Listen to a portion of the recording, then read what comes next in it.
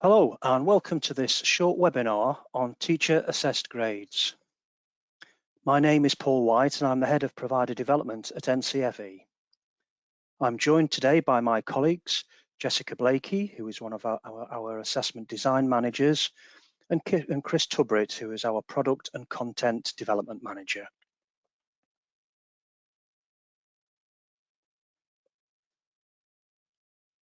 Firstly, just to put today's session in context, let's look at which qualifications can be awarded through a teacher-assessed grade. The qualifications we're going to be discussing today fall into Category B. First of all, Category B1 qualifications. Ofqual's expectation is that teacher-assessed grades should be used to award qualifications that are primarily taught alongside or instead of GCSEs, AS and A-levels. This includes vocational qualifications that are important for progression to further study or employment. Category B2 qualifications. These are qualifications that are not like GCSE or A-levels in their structure, such as functional skills and skills for life. They will continue remotely. They can be awarded through a teacher-assessed grade, but only where assessments cannot take place on public health grounds or take place remotely.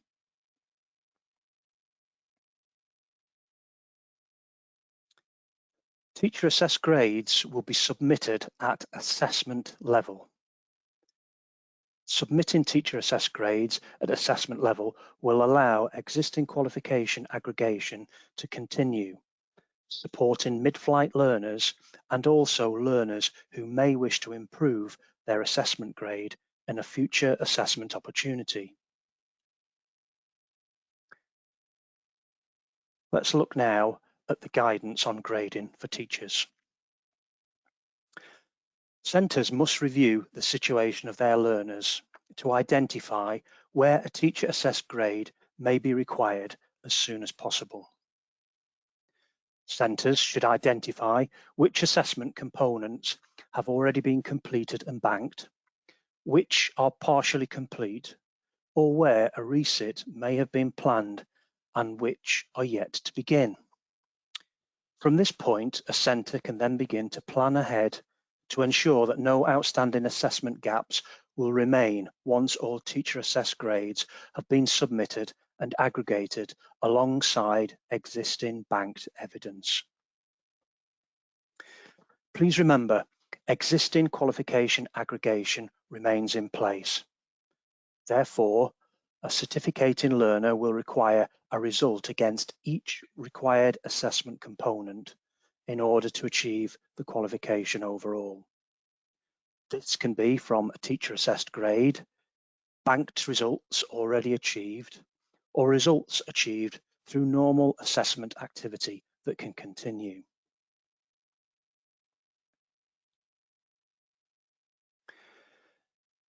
To determine a grade, teachers will make a judgment based on the evidence of the learner's performance in the subject and assessment component. The evidence used can be in different types, can come from across the course of the study for the qualification, and should cover a breadth of content. While we are not asking for quantitative measures of coverage or guided learning hours as evidence, we advise that centres should consider the breadth of evidence across all units when submitting teacher-assessed grades. You may find going through the following 5 stages helpful when making your grading decisions. This guidance will support you in thinking about the different factors to take into account when making your teacher-assessed grade judgment.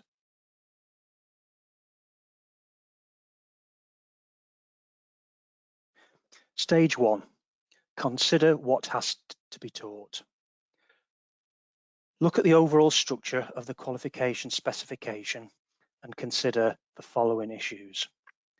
What has been taught for the assessment component in question? What has been taught for the rest of the qualification specification? What has not been taught to this cohort because of the impact of the pandemic? What work have learners done within this content that represents their attainment? Has the content taught to this cohort been covered deeply or just superficially? The evidence used to make the judgment should only include assessment of content that has been taught and not what the learner might be capable of. Stage 2, collect the evidence. Consider what evidence has been collected across the course of the learner's performance. Learner work produced in response to assessment materials provided by the exam board, including groups of questions, past papers, or similar materials such as practice or sample papers. Banked unit components already completed, i.e. external assessments or internal assessments have already been externally quality assured. Completed but not external quality assured or partially completed internal assessments. Learner work produced in centre-devised tasks that reflect the qualification specification that could be used to reflect performance at a grade can include substantial class or homework, including those that took place during remote learning, internal tests or practice assessments taken by learners, project work, recordings, for example, of a practical performance, evidence from work experience or placement where relevant to the qualification, tracking evidence of achievement and attainment over the course when used in conjunction with other forms of evidence. This cannot be used in isolation though, as by itself it would not support QA or appeals review.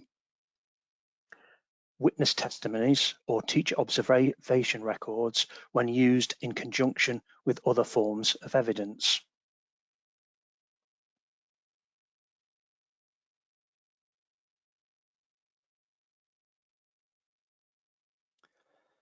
Centres should include evidence that assesses the learner's ability across a representative range of subject content and across the different learning outcomes.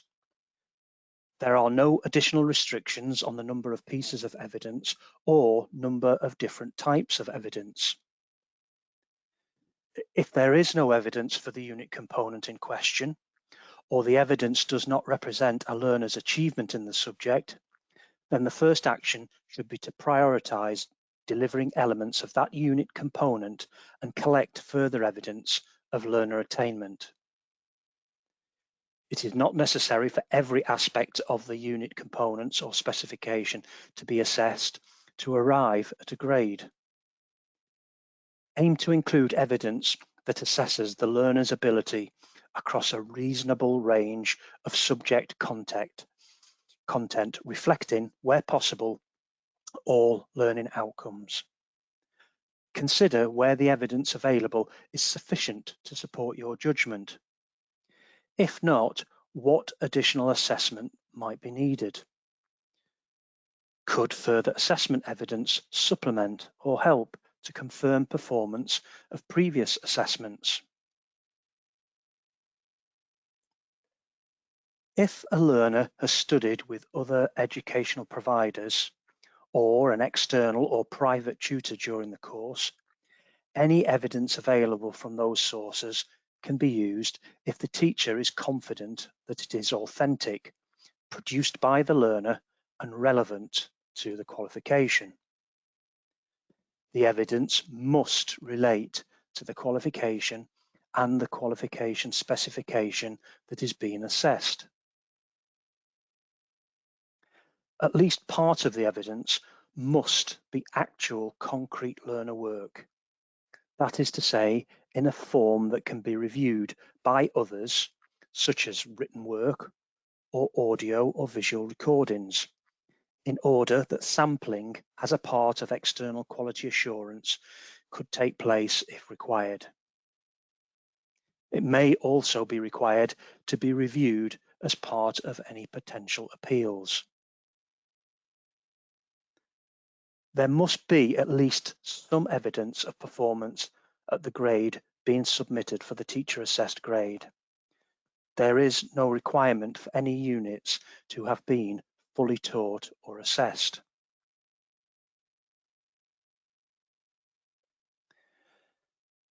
Ideally, the evidence used will be consistent across the class or the cohort, but that may not always be possible where a learner has missed some teaching or has missed one or more assessments. Make sure details of what evidence will be used has been communicated to each learner and that they have understood.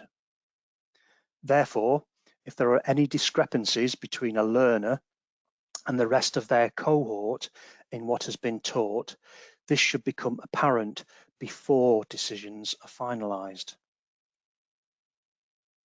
While there is no set requirement for the minimum amount of content that learners must have been taught, heads of centres will have to confirm that learners have been taught sufficient content to allow progression to the next stage of their education.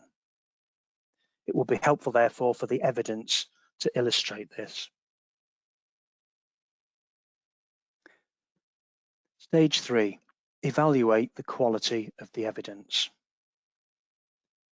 When considering how useful the evidence is in determining the grade, consider the following factors: coverage of the assessment objectives, coverage of the content.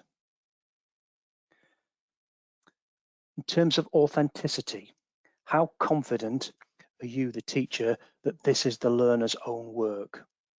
Where this includes group work, the teacher must be confident about the learner's own contribution.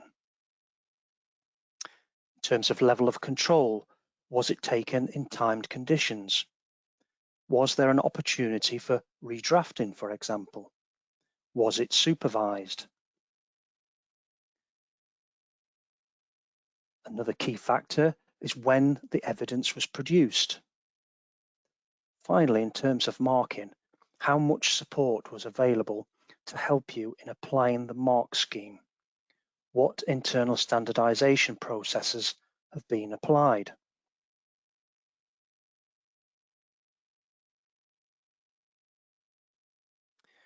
More recent evidence may be more representative of a candidate's current performance. However, teachers will need to consider the context in which the work was created.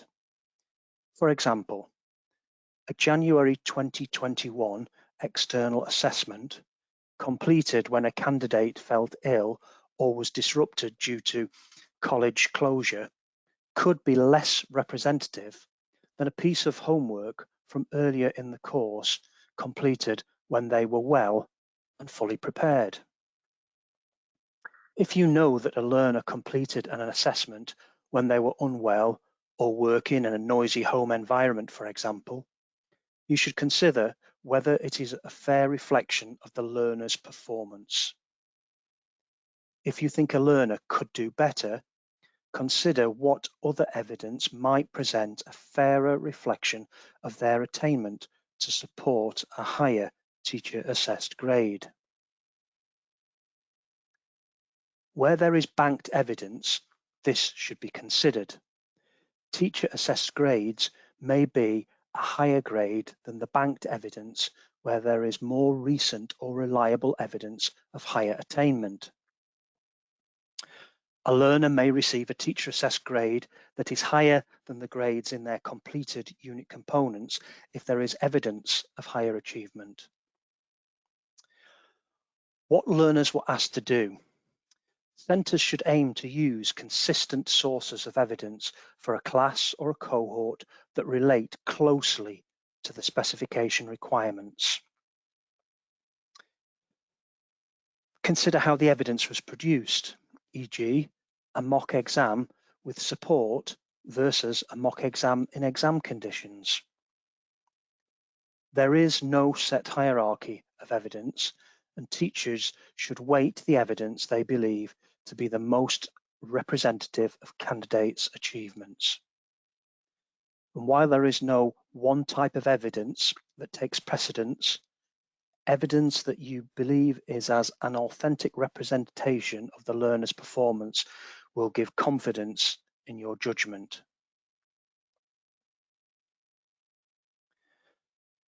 Stage 4. Establish if the available evidence covers everything the student has learned.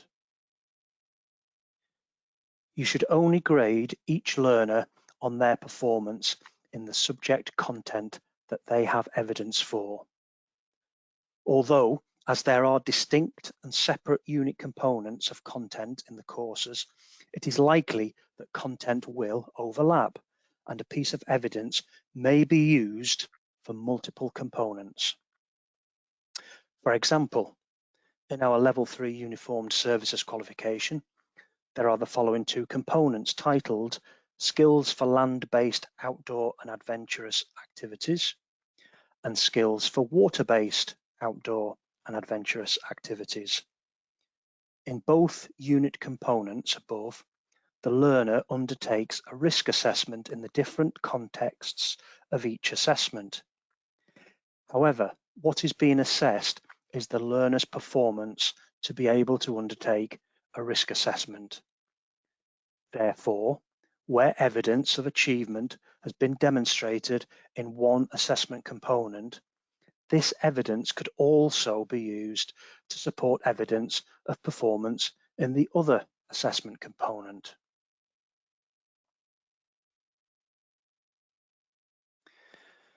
Stage 5. Assign the grade. Grades should be based on an holistic judgment of the evidence of the learner's performance on the subject content that they have been taught and how this relates to the assessment where the teacher-assessed grade is required. Look at the quality of the work you have collected and use the sources of support available to help you reach a final grade for each relevant assessment teacher-assessed grade. This will include your professional experience of the assessment materials, as well as the grade descriptors and the exemplification available. Remember that the grade assigned must be based on learners' performance in the evidence you have collected. You should not factor in the learner's potential. For example, if all the evidence collated is of a merit grade standard, there should be no reason to consider awarding that learner a distinction grade. It should be no easier or harder for a learner to achieve a grade based on their performance than in previous years. Reflect on your judgment. Referring to the Ofqual guidance on avoiding conscious or unconscious bias can support you in making a more objective judgment. Grades may then be adjusted as part of the school or college's quality assurance processes, including internal standardization arrangements. Ideally, the evidence used would be consistent across the class or cohort. However, where a learner has been absent for an extended period and unable to access teaching and/or an assessment, that might not be possible. So some reminders about grading. Reasonable adjustments for disabled learners and access arrangements should have been in place when evidence was generated. Where they were not, centres should take into account when coming to their judgment. Where appropriate, this should include input from appropriate specialist teachers and other professionals. In the event that a learner is unable to take an assessment or suffers a traumatic event that might affect their performance, special consideration requests will not apply for Category B qualifications this summer because learners will not be taking their exams. However, where illness or other personal circumstances might have temporarily affected performance, for example in mock exams, centres should bear that in mind when making their judgments.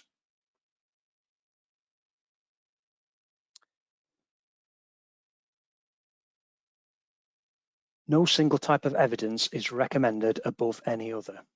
However, it is expected that you will take into account contextual factors when determining how much notional weight to assign to each piece.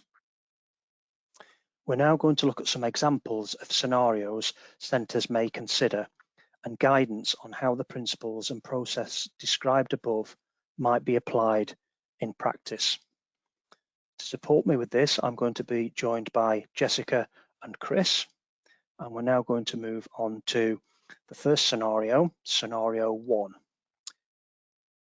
The learner intended to complete an external assessment that has been cancelled, but there is also an internally assessed component which covers the same unit content. In this instance, centres can use the evidence from the internal assessment, whether this is banked and completed or partially completed, to inform a teacher assessed grade for the external assessment component. Thank you, Jessica. On to scenario 2. The learner intended to complete an external assessment that has been cancelled, and there are no internally assessed components which cover the same content. So, Chris, if I can hand over to you for that one. Yes, certainly, Paul. And for this scenario, centres should look to evidence performance at a grade through other sources of evidence, such as past papers or practice assessments, which are available on our website. And when doing so, please also refer to the associated mark schemes and chief examiner reports for further information. Other sources of information and evidence include homework or classwork, project work, evidence from work experience or placements if applicable to that qualification, witness testimonies or teacher observation records, evidence from completed synoptic assessments which may sample across multiple units, centre devised assessments and formative assessments. Great, so let's look at scenario 3, and this one is for Jessica. So an internal assessment component has only been partially completed. So we do expect this to be the case fairly frequently. So where an internal assessment is partially completed, in the first instance, the teacher should continue teaching and learning for all internal assessment in the time remaining for the session until the students are released, learners are released. We should make a judgment to confirm if the partially completed evidence that you have is sufficient to evidence performance and therefore enable them to submit a teacher assessed grade. This does not require all content to have been completed. Attempts should be made to fill gaps with other sources of evidence and where there is insufficient evidence to make a judgment. Okay, thanks, Jessica. Chris, quite a beefy one for you now. So the scenario where an assessment component has not been taught. Great, thanks for that, Paul. Okay, so Ofqual's policy is that internal assessment should continue where possible and could be used to generate evidence towards teacher assessed grades. Centres should focus on identifying in advance which internally assessed components are yet to be taught and plan to address them with the time that is remaining within the academic session. So centres should identify any potential assessments where evidence may be lacking as soon as possible and make every effort to generate sufficient evidence in the time remaining through continued teaching, learning and assessment to allow for a teacher assessed grade to be submitted. If a teacher assessed grade is not determined for any assessment component, then the qualification cannot be awarded. If you are concerned you will not be able to produce any evidence at all for any assessment component, you should contact your allocated EQA at the earliest possible opportunity to discuss other options for evidence in the remaining time frame. Where it is not possible to produce additional evidence for an assessment component in the timescales available, sufficient evidence can be drawn from different sources and evidence types from across the qualification as a whole, where applicable. Centres can use existing banked achievement or evidence from other assessments and map it to required content if related. This allows inference to be made about the learner's skills or knowledge for the requirements of the teacher assessed grade in question.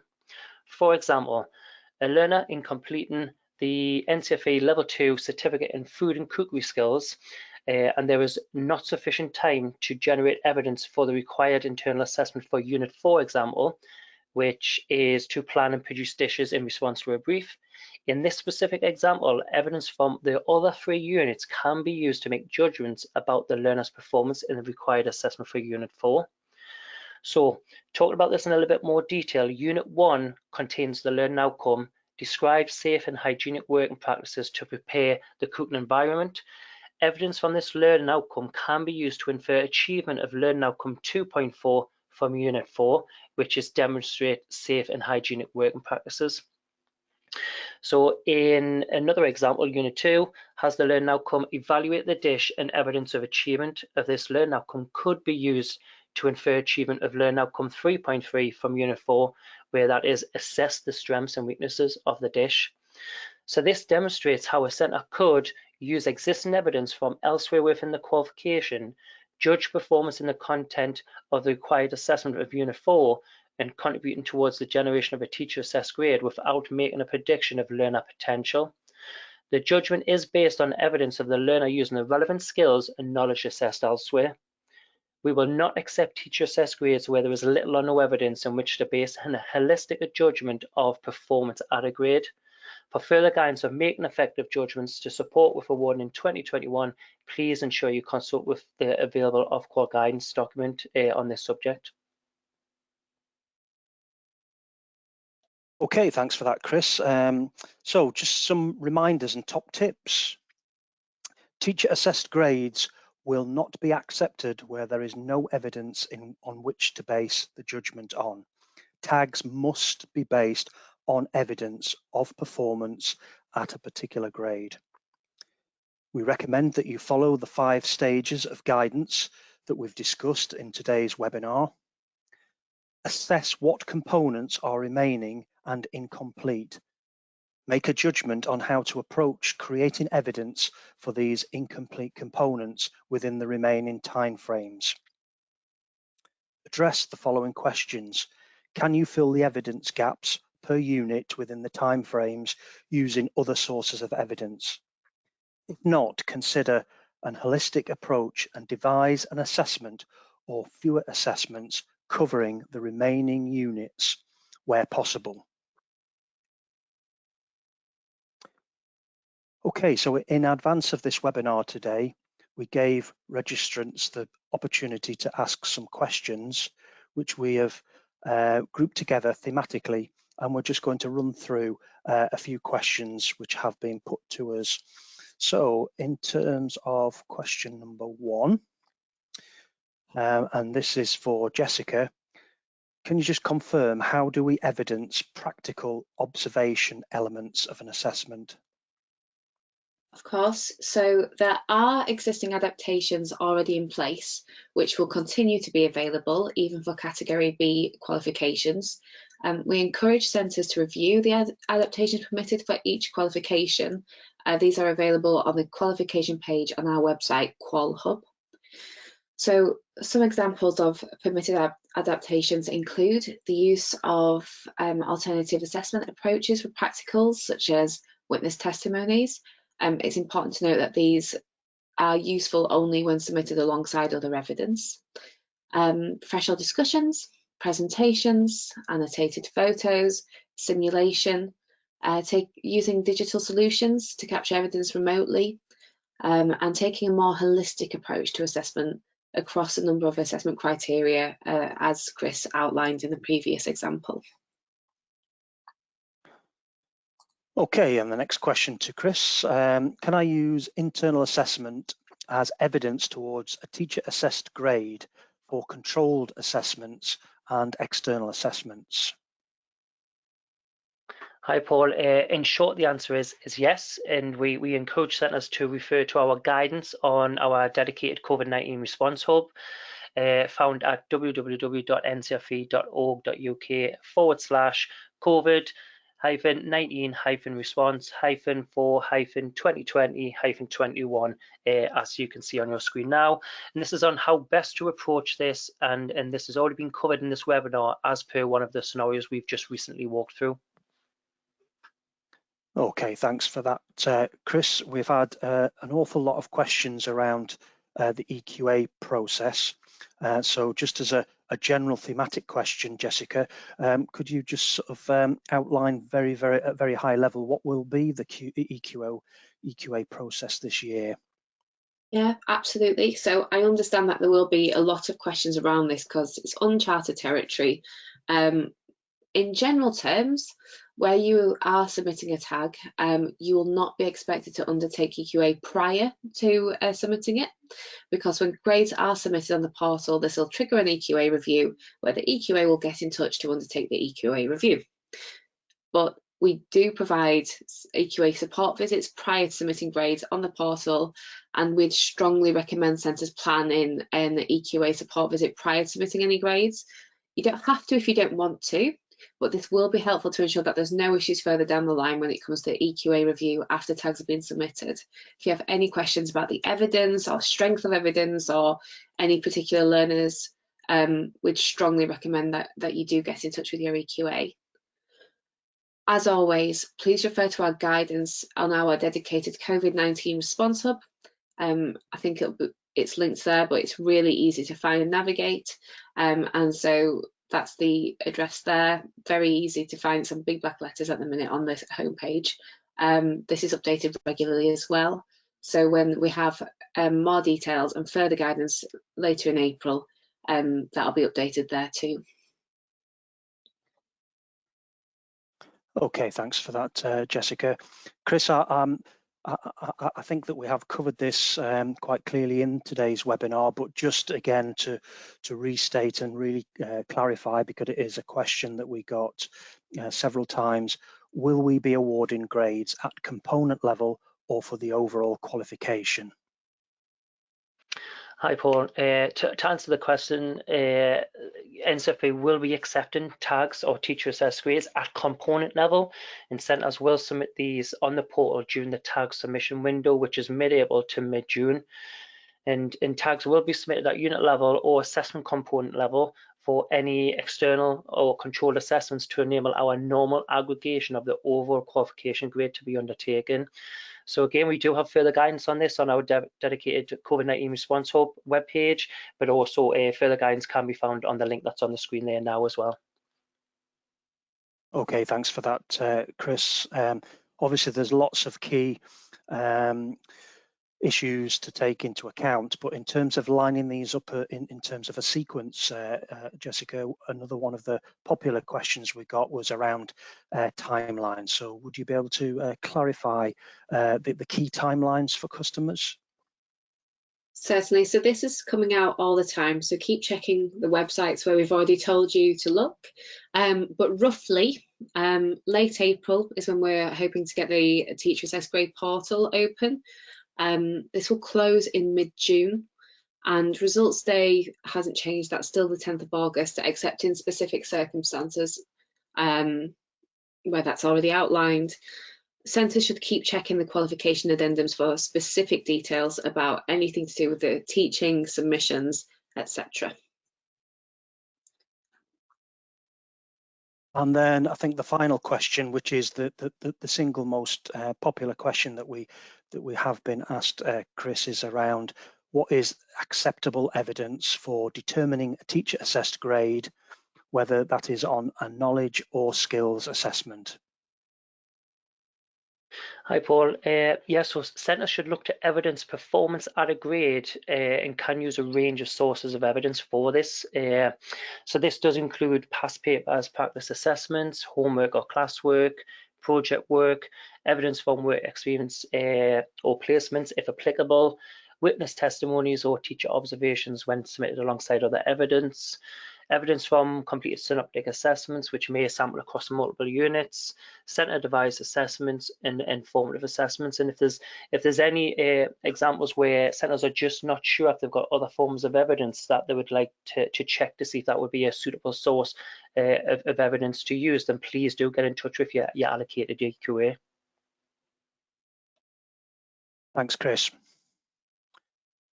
Okay, thank you all for attending today's session on teacher assessed grades. We hope that you really found it useful and helpful for your centre going forward. If you want further information, please do visit the COVID page on our website or contact our customer support team on customersupport@ncfe.org.uk. Thank you.